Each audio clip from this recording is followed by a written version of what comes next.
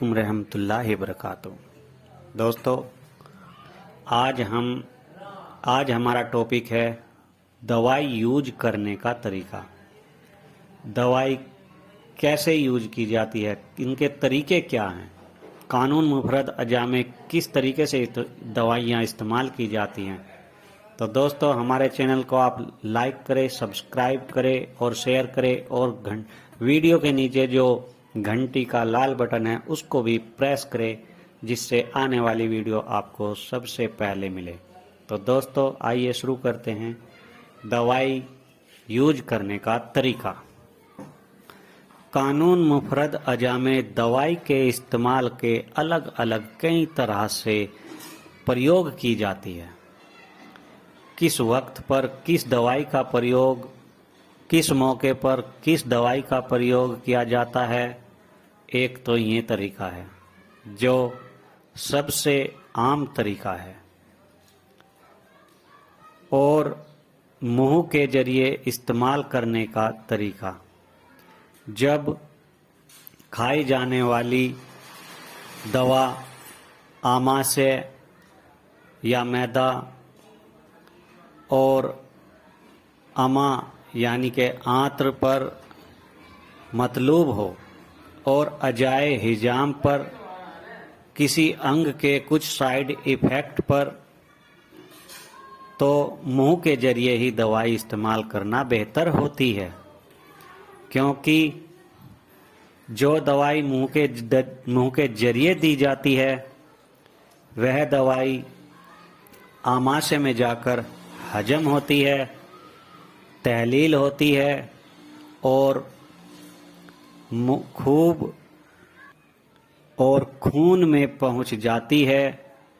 गोली के असरात शरबत की निस्बत जरा देर से होती है, यानी गोली का असर शरबत की अपेक्षा असर देर से होता है।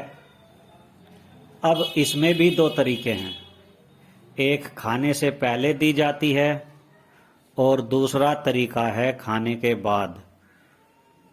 लेकिन याद रखें, जब कोई दवा खाली पेट यानी कि खाली मैदा दी जाती है, यानी ग़िज़ा से पहले कोई दवाई दी जाती है, तो वह जल्दी जज़ब होकर हजम हो जाती है, जबकि ग़िज़ा के बाद खाई जाने वाली ग़िज़ा देर से जज़ब होती है। इसी प्रकार किसी दवा का असर आंतों पर मकसूद हो, उसे शुगर कोटेड या कैप्सूल में भरकर देनी चाहिए, ताकि दवाई मैदा में जाकर फौरी तौर पर हजम ना हो जाए, या दवाई का तहलील का अमल जल्दी शुरू ना हो जाए।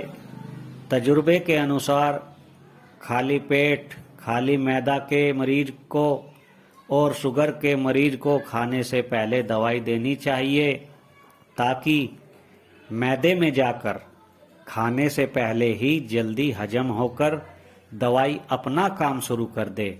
इसके अलावा जितने रोग हैं उनमें दवाई खाने के बाद देनी चाहिए। खाना खाते ही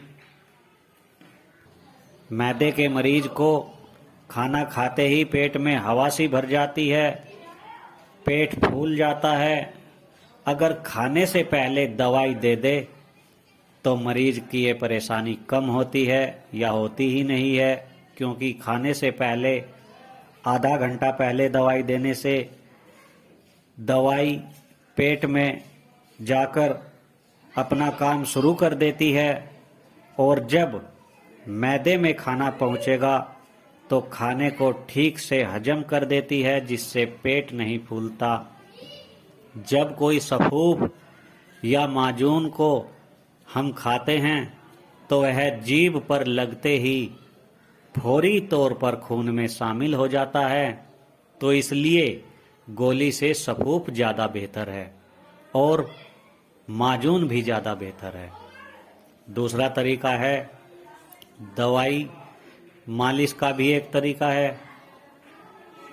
हम मुख्तलिफ किस्म के तेल बनाकर मरीज को देते हैं। मालिश से भी तेल जिस्म के अंदर जज़ब होकर तुरंत असर दिखाता है।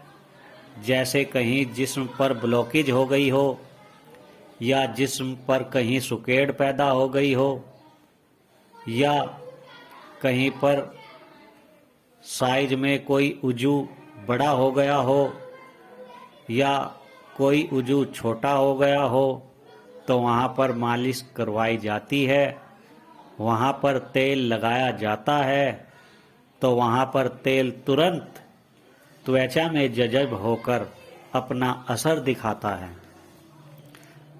आँखों के जरिए दवाई देने का तरीका। कुछ अद्वियात ऐसी होती हैं जो आँखों के जरिए दी जाती है, जैसे सुरमा, आई ड्रॉप।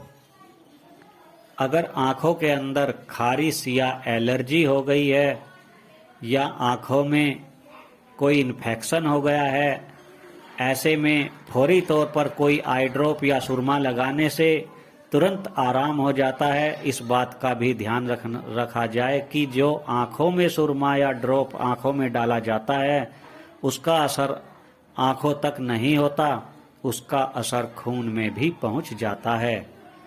कान के जरिए भी अगर कोई ड्रॉप्स कानों में डालते हैं,